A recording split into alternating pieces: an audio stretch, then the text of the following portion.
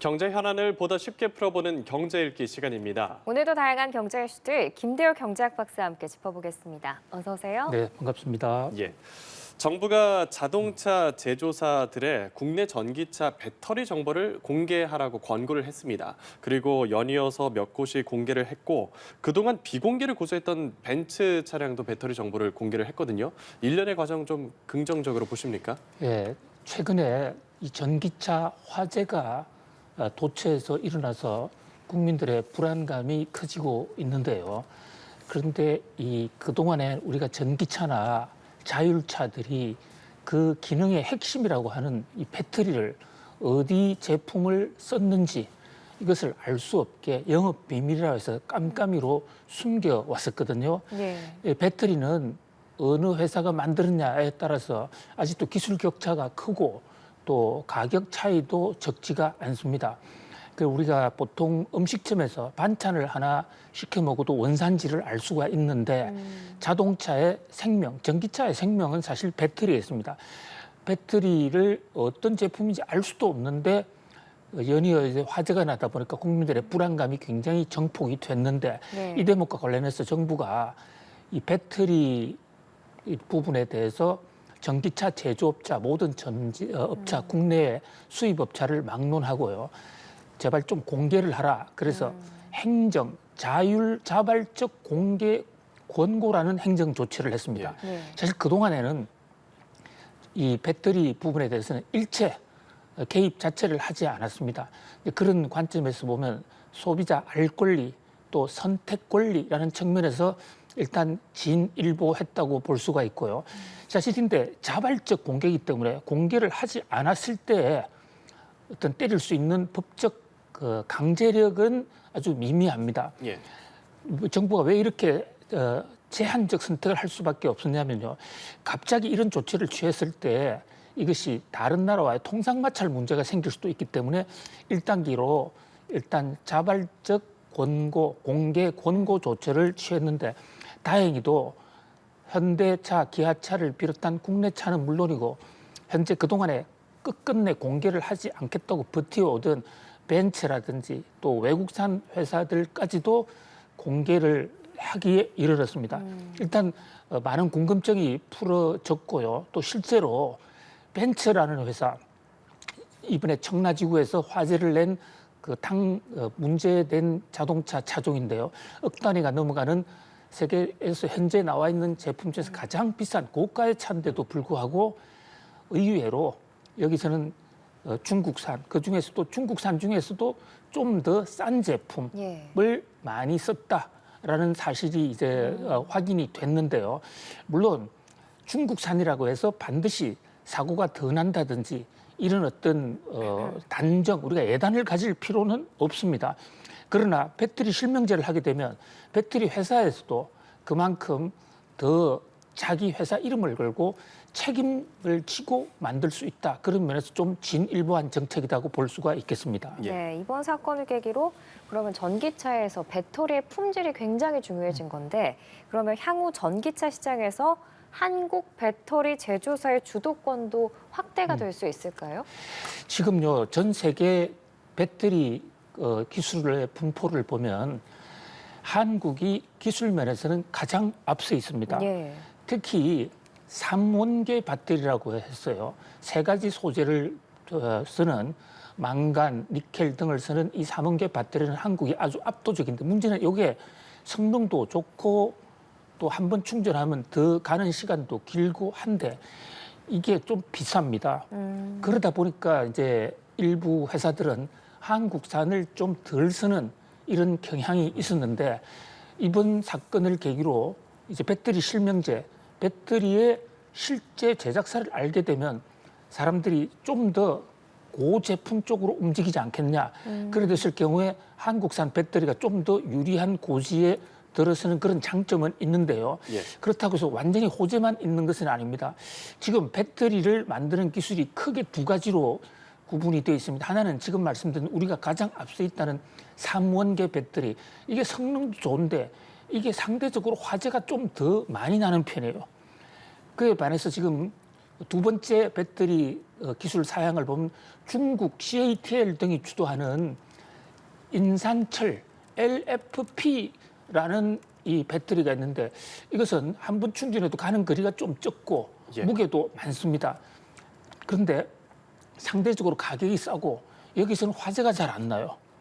그렇기 때문에 화재를 막기 위해서 꼭 좋은 제품을 써야 된다는 등식이 성립되기는 좀 어렵습니다. 예. 제품이 좋다는 것과 화재가 안 난다는 것은 좀 별개의 문제일 수가 있다는 거죠. 네.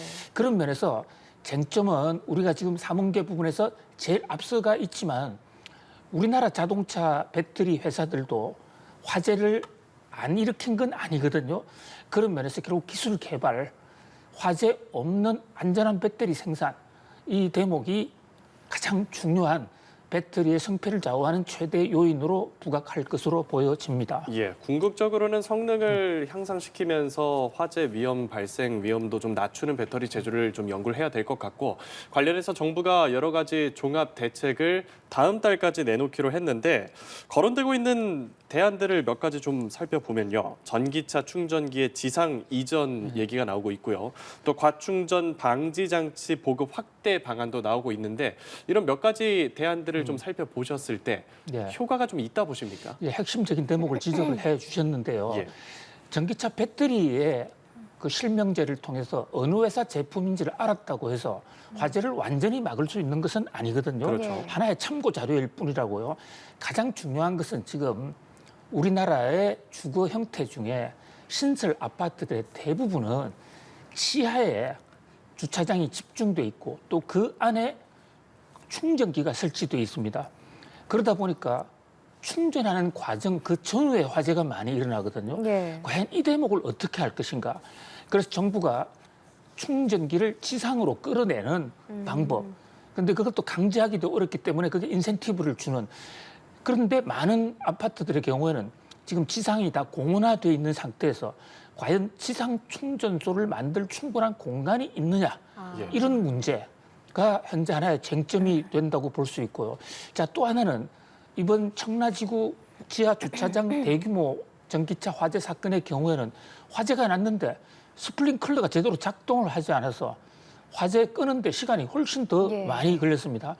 이제 그런 문제에 대해서 스프링클러 등에 대한 긴급 소방 점검, 뭐 이것은 상당히 바로 시행도 지금 이미 들어갔습니다. 그리고 뭐 일정 기간 효과도 있을 것으로 보여지고요. 그리고 어떤 이 전기차에 화재가 났을 때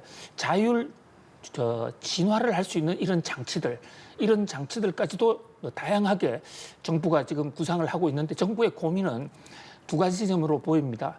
그러니까 안전을 위해서 강력한 드라이브를 걸 수는 있지만 자칫 잘못하가는 외국 통상당국과 무역 마찰이 될 수도 있다는 문제. 그다음에 전기차가 지금 막 새로 일어나는 분야인데 여기에 많은 규제와 제재를 강했을 때 거기 어떤 산업의 새 기술 개발에 찬물을 끼얹을 수 있다. 또는 예. 그 비용이 너무 높아질 수 있다. 이런 점에서 어떻게 적정선, 조화선을 갖느냐. 이게 최대의 고민으로 보여집니다. 네, 정부 대책이 나오면 저희가 그때 다시 한 번 더 살펴보기로 하고요. 다음 주제로 넘어가겠습니다. 국토교통부가 부동산 이상 거래에 대한 기획조사에 돌입을 했는데요. 특히 시세보다 집값을 높여서 계약한 뒤에 차액을 반환해서 집값을 띄우는 업계약 같은 이런 시장 교란 행위 신고가 늘었다고 해요. 좀 어떤 부분을 들여다보게 될까요? 예, 지금 이 부동산 거래에서 우리가 그동안에 세금을 깎기 위해서 다운 계약하는 얘기를 많이 들어보셨을 예. 겁니다. 실제 거래가 10억인데 한 5억 정도의 거래하는 거로 계약서를 쓰고 나머지 5억은 현찰로 준다든지 이렇게 하면 세금을 적게 내는 방법이 있는데요. 요즘은 그 다운 계약보다는 그 반대로 다운의 반대가 업이지 않습니까? 예. 아예 가격이 10억인데 20억짜리로 거래를 해버리는 겁니다. 자, 이렇게 거래를 했을 때 이 주변의 아파트 가격이 동시에 올라갈 수도 있고 예. 또 자기가 허수 거래를 먼저 하는 거죠. 계약서 상으로 10억짜리를 20억에 거래해놓고 계약을 취소합니다. 그러면 일단 실거래 신고 사이트에서는 신고 당시에는 높은 것으로 올라가 있으니까 그 동네에서 아파트를 거래하는 다른 사람들이 인터넷 사이트를 보고 이건 높구나 하고 높은 가격에 거래할 수도 있거든요. 예. 최근에 부동산 가격이 올라가는 이런 데서는 이런 가격 담합, 우리는 10억 이하로는 절대 팔지 말자라는 이런 담합도 있을 수가 있습니다. 네. 이런 문제를 이제 국토부가 좀 직접 들여다보겠다. 그래서 부정행위가 있으면 법적인 책임을 묻겠다. 특히 압계약 같은 경우에는요. 우리나라 세금 제도가 양도세의 경우에 1가구 1주택인 경우에 9억 이하면 양도세가 한 푼도 없습니다. 예. 그러면 예를 들어서 집값이 지금 5억이다. 이러면 5억인 집값을 9억에 거래하는 것처럼 해도 9억까지가 돼도 양도세가 없는 것은 똑같지 않습니까? 예. 그런데 그것을 사는 사람 입장에서는 5억에 사는 건데 9억에 산다고 했을 때는 그 9억 이상은 나중에 양도세가 있는데 그때 적게 사는 것보다 높은 가격으로 산 것처럼 해놓으면 나중에 세금을 덜 내거든요. 바로 이런 어떤 구조적인 문제 때문에 업계약이 발생하는데 이런 문제를 잡겠다.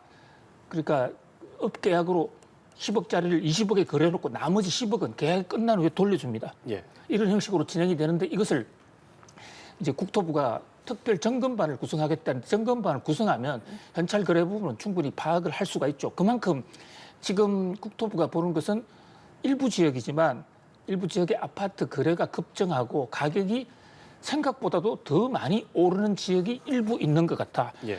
그런 어떤 허수 거래나 담합 거래에 의한 가격 조작이 가격을 전체적으로 띄울 수 있는데 이 대목을 특히 강남 3구라 하면 강남구, 서초구, 송파구입니다. 거기다가 마용성, 마포구, 용산구, 성동구 집값이 지금 많이 오르고 있는 이 6개 지역에 특별 점검감을 보내겠다. 예. 이렇게 공식 발표를 했습니다. 그 짚어주신 지역구에 대한 특별 점검의 실효성이 좀 얼마나 있다고 보세요? 예, 일단 집값의 현재 현행 제도만 갖고요. 예. 그것을 점검반이 나가서 조사하게 되면 다운 거래라든지 업 거래는 현실적으로 거의 불가능하게 됩니다. 예. 상당한 실효성이 있을 거예요. 그러나 문제는 이렇게 조사하는데 많은 인력을 계속 투입할 수 있느냐, 뭐 이런 문제가 있을 수도 있고요. 그다음에 이제 보다 이제 근본적으로는 결국은 수요 공급.